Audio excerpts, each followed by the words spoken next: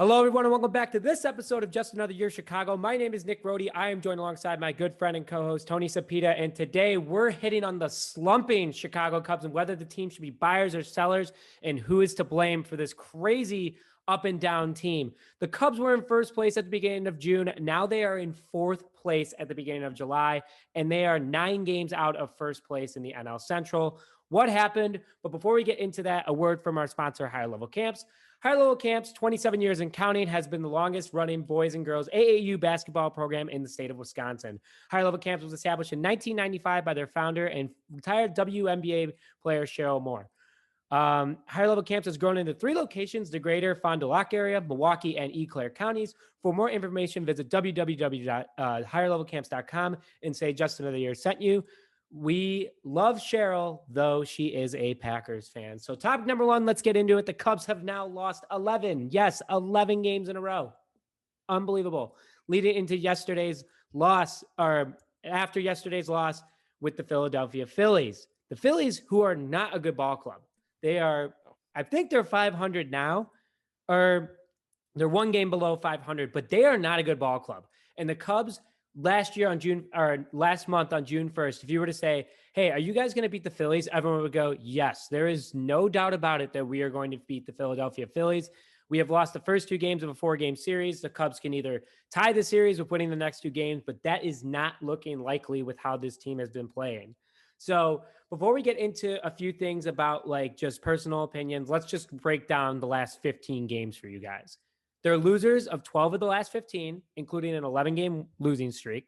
They are losers of 12 of 15, including an 11-game losing streak. They lost 3 of 4 to the Dodgers, 3 games right after the teams combined for a no-hitter, which the bullpen didn't even know about. So everyone was like, oh, the Cubs, they beat the Dodgers. They got a no-hitter. They look great. All this other stuff. Lose the next 3 out of the 4-game series. Swept by the Brewers, which was a huge hurt. That was a 3-game disadvantage to the Cubs. Dropped 3 games after that in the standings, so the Brewers took first place. Then they were swept by the Cincinnati Reds, who are now above them in the standings, along with the St. Louis Cardinals. Just pure embarrassment at that point. You know, the Reds are an okay ball club. Maybe they could sneak in as a wild card, but there is no way that the Cubs should have gotten swept by the Reds. And they currently, again, lost the first 2 games of the Phillies series at Wrigley Field, who the Cubs have been one of the better home teams in the MLB this season. So it is just an absolute disaster. Again, June 1st, they were up 1 game in the NL Central in first place. Today, they are 9 games out of first place in the NL Central. So all I have to say to this is what a disaster. There is no one to blame more than David Ross. And we're going to get into that in a little bit. But, letting Jake Arrieta last night pitch, even after that first inning, was like, what are you doing? Jake Arrieta is not the Jake Arrieta he once was. We'll get into that too, but come on. So, Tony, I know you have a stat for everyone that's going to just boggle some minds, but just hit them with it. Just hit the viewers with the next stat. So, obviously, losing games is tough, but, kind of like that Red series, though, that was a close series. It was 3-2. It was these one-run games, low-scoring games. Just unlucky. It's what happens in baseball. However, there have been a couple games now, as we've seen, where thank you.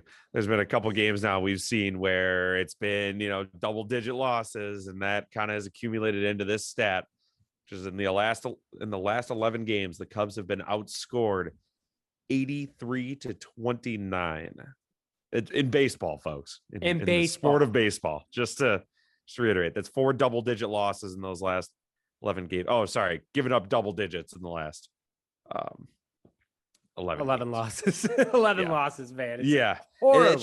It's tough to. I actually didn't realize. I didn't obviously watch the end of that Cubs Phillies game. I didn't know they scored 10 runs last night, which is actually still crazy. They lost by 5. But it's 29-11 in their last, or 29-13 in their last 2 games. They have been outscored. It is horrible. I mean, it is absolutely horrible that the Cubs have gotten this bad and the bats have gotten this cold.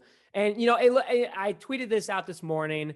And I was like, hey, maybe that was like the life they needed. Even though it was a loss, they scored 10 runs because the bats have been obviously 83-29 in an 11-game losing streak is horrible. But, and again, 10 of those runs came last night. So 19 runs before last night's game. Obviously, it would have been 68 to 19. Still horrible. But I think that the Cubs needed that last night. Hopefully, they start getting back on the right track. If they tied the series, I'm like, okay, as a Cubs fan, I feel better. But what does that change my opinion on? We're going to get into that. That's our third topic of the day. But who is there to blame in this situation right now? And there is one person that I've been pointing my finger at since the second he came to the Cubs, back to the Cubs at least, is David Ross. He is not a good major league manager. The Cubs did this, in my opinion. He was one, not the right manager to replace Maddon. I think that there was turmoil where Maddon should have left. Yes, he brought us a World Series. Yes, he brought us to the playoffs multiple years, but it just wasn't working anymore. And it seemed like a marketing and / an experiment that made money for the Cubs. David Ross coming back, people like, oh, I already have the manager's jersey. Oh, World Series hero. Oh, this is great. Can't wait. The hype died. The hype absolutely died with everything that's been going on with how David Ross has been managing things. Sure, he tries to hype the team up by getting ejected from games and arguing balls and strikes. Awesome. You're doing what you should do when a team is losing. But you're also making a lot of mistakes that is contributing to this team losing, putting guys in certain positions. And yes, the injury bug has taken over the Chicago Cubs, but he's also too buddy with his players. And he's not even trying to talk to them like, hey, I know what it's like to be a player.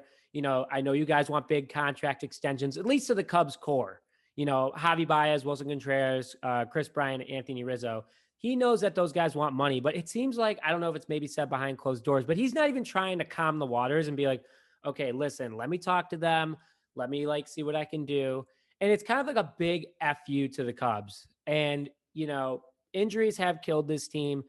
But the guys that have been healthy, like Chris Bryant has gone in the slump. He was batting .310 at the beginning of June. Now he's in 270s, low 270s, by the way.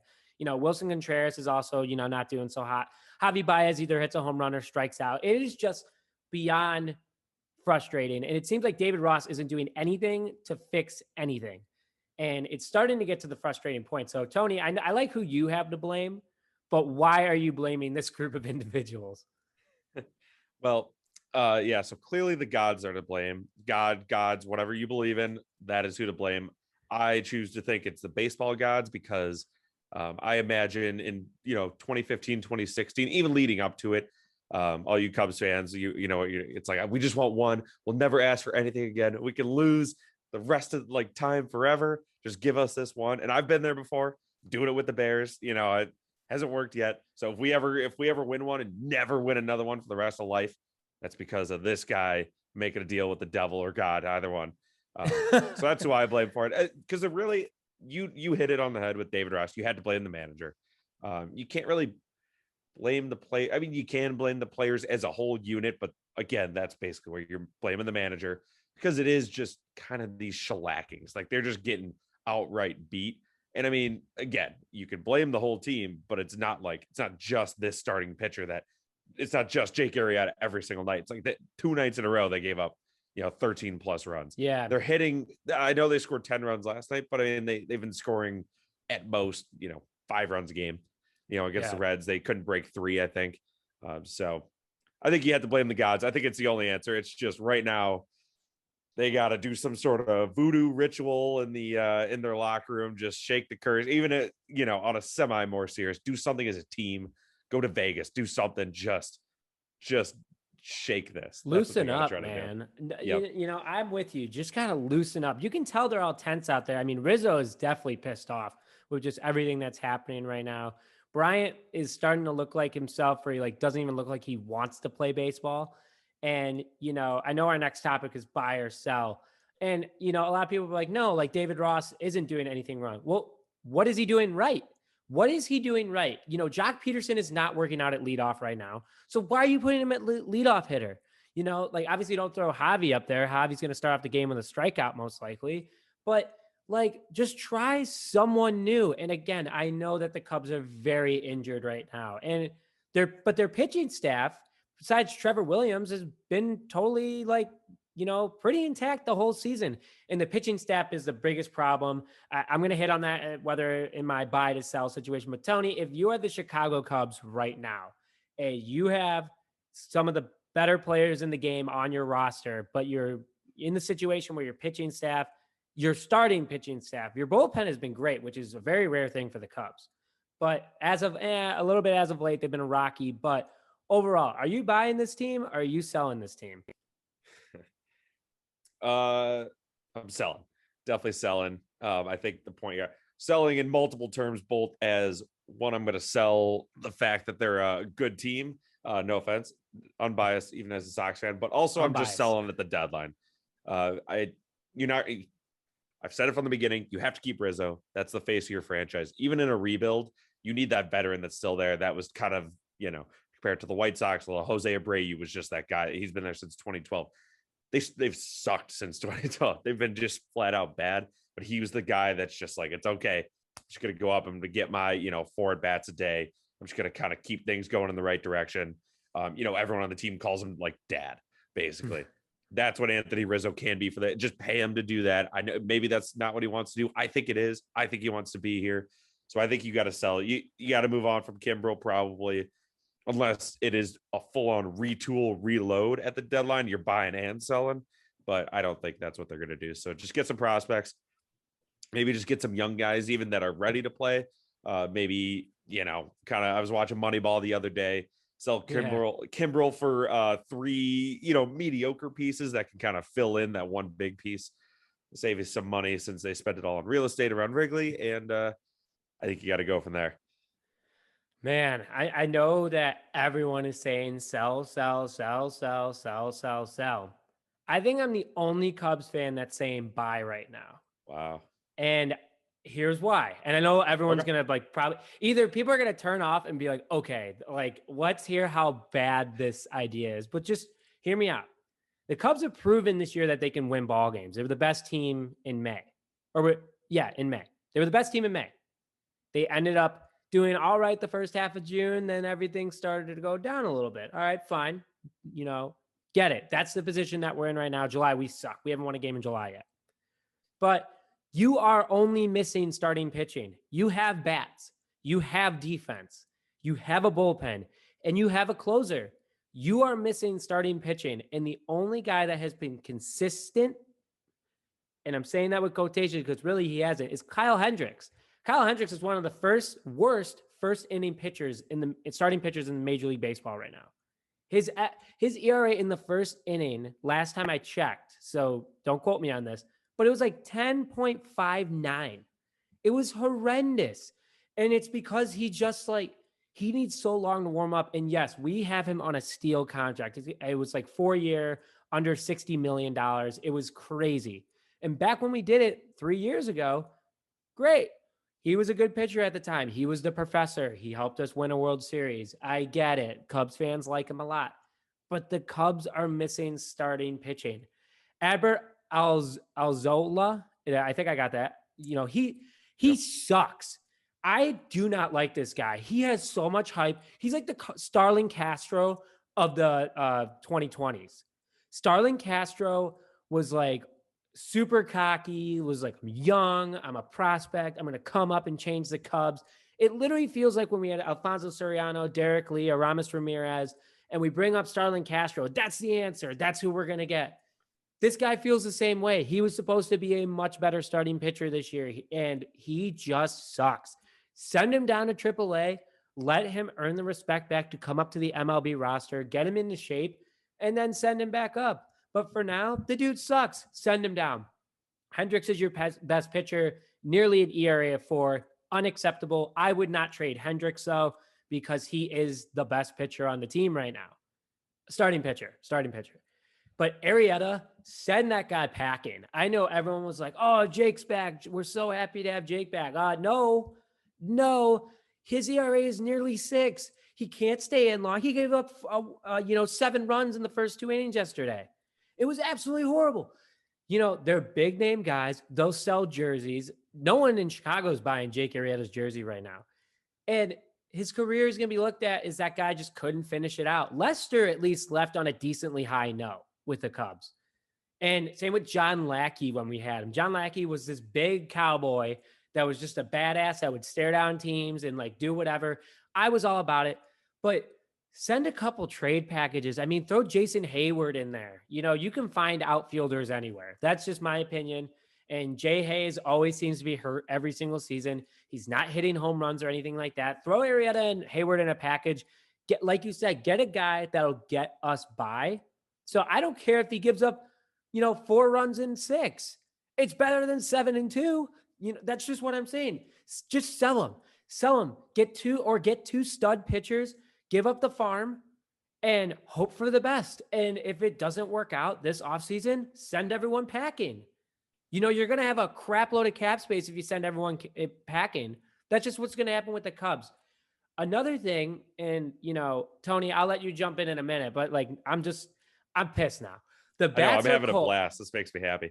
The bats are cold, but the thing is that I think that they're doing it on purpose. I really do, because they're saying a big F you to the front office. You have not paid me yet. We were winning ball games. We were looking like a World Series team. We were saving our starting pitching by, getting 10 runs a game. And now they're like, you still haven't re-signed anyone yet. You haven't even considered it. Trade talks are still a thing. We're expecting it. Fine. We're going to drop our trade value to screw you guys out of getting better prospects. We're going to go to other teams and we're going to rip it up in the second half.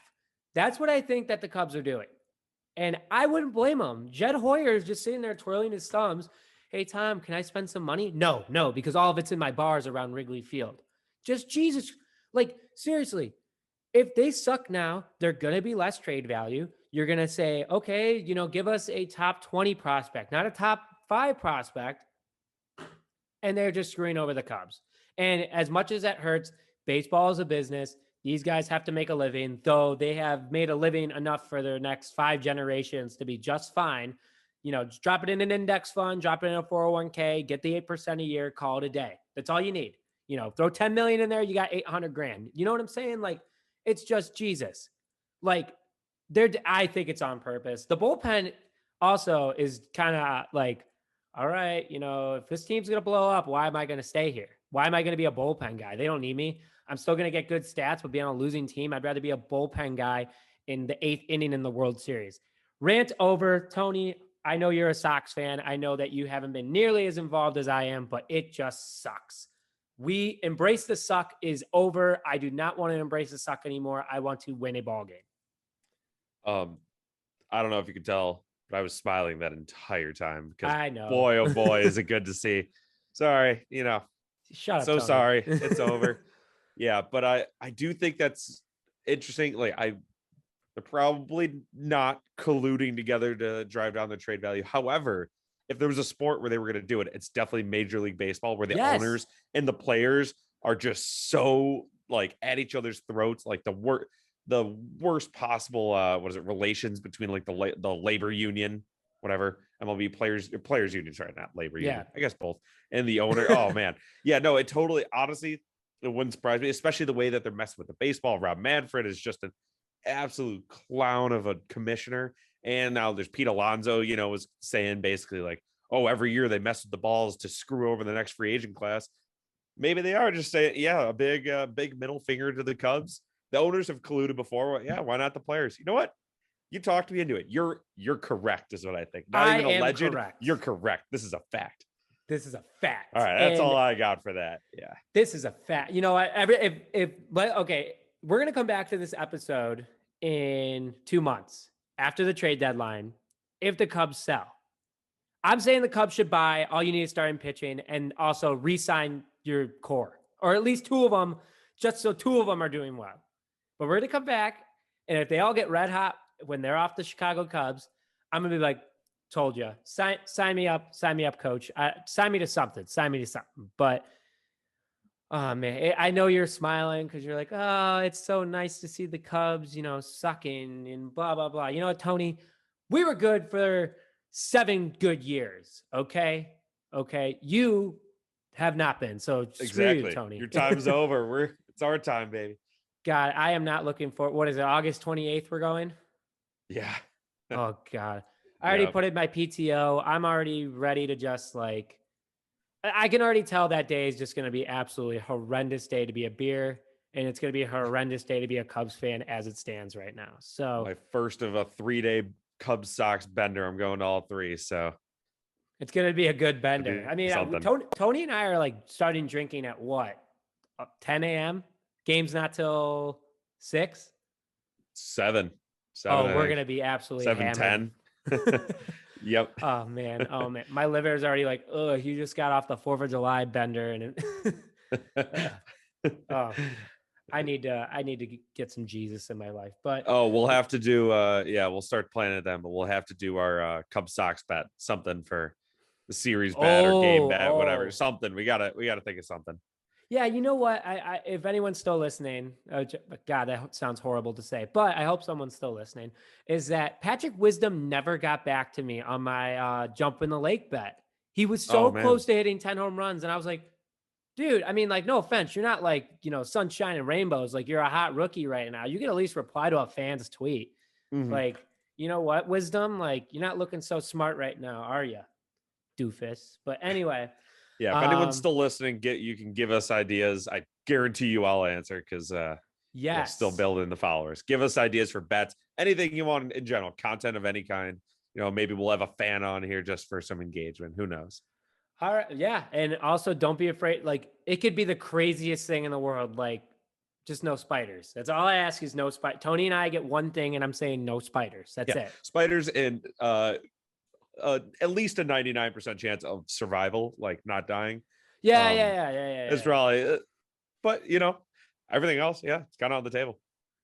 All right. Well, I guess we're doing a bet. Stay tuned for that. We have another month and a half to figure out that bet. So put your comments in below. We'll have it as the top comment going up. But with that, thank you very much for joining this episode of Just Another Year Chicago. My name is Nick Brody, joined alongside my co-host Tony Sapita, and we will see you guys next time.